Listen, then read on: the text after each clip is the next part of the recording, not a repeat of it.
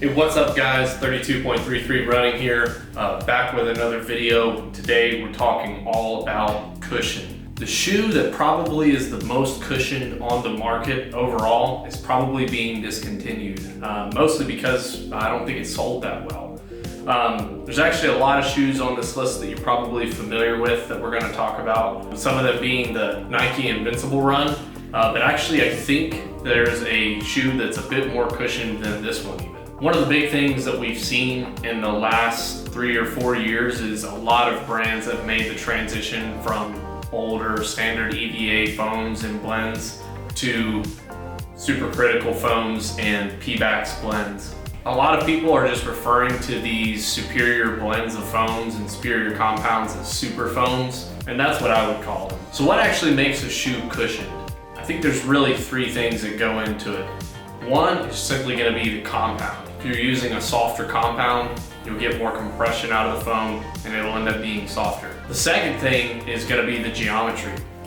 New Balance is really known for putting a lot of perforations throughout the midsole to help it compress in places where they want it to, and then they don't put that laser cutting where they don't want any compression. And the last thing is going to be stack height. If there's more foam, there's generally more compression. So in my experience, the most cushioned shoe on the market right now is actually the New Balance Lorado.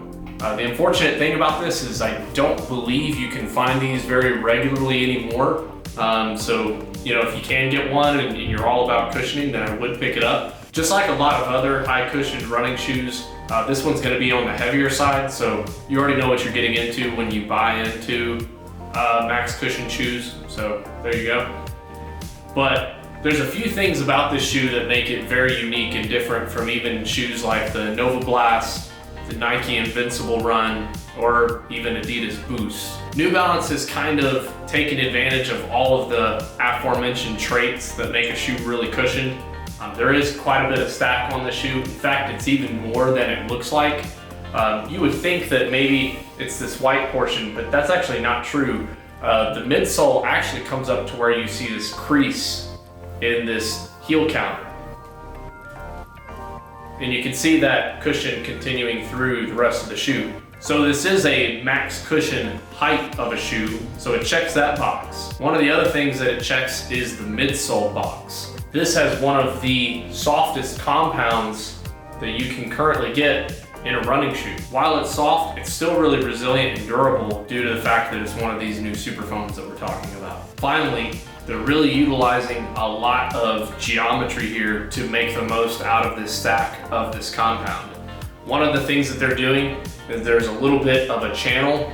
Some people call these a decoupled groove, but they're not always for the same purposes. I think in this case, it is a little bit for stability, but it also kind of just lets the rear of the shoe flex outward. I don't know if you can see that, but the shoe is kind of flexing outward. So when you put your foot down, you're actually coming down into this midsole a little bit more than you otherwise would. The other thing that they've done, like I said, your foot is actually sitting up here, not down here on the white part. So your weight sinks into this white portion quite a bit, and I can actually show you that all you have to do, even with your hand, you don't have to press very hard, but you can push into that midsole. So you're sinking into this sort of bulbous part in the back. All of these things combined actually make this shoe one of the softest. And of course, the whole time that I'm chatting, we're gonna have B-roll going on the screen and showing you this shoe compared to a lot of other shoes. Not every shoe is built the same way. Some shoes are choosing to use a dual density, dual compound setup. You have shoes like the Puma Magnify Nitro, which has got, again, nitro infused autoclave midsole with an EVA bottom to make it just a little bit more stable. And in these cases, we took the durometer on both of these, but even with this top layer, it's not nearly as soft as New Balance's fuel cell compound. So that's not really going to help it in this case. I would say the closest thing to the Lorado is actually the Nike. And it may even look like it has more midsole, so why isn't it as soft? Well, there's a couple of reasons for that. Part of it is that there is no outsole channel, so there's really no extra space for it to compress down the middle like you see in the New Balance Lorados. That is going to contribute to the compression that you get out of the midsole. Additionally, I don't think that Nike's ZoomX compound is quite as soft as New Balance's Fuel Cell compound. ZoomX probably is a little bit more energetic if you're trying to push the pace. I do think that you tend to get a little bit more out of ZoomX, but today it's all about cushion. It's all about compression.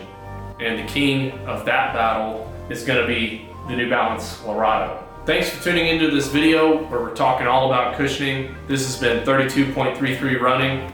We'll catch you guys on the next one.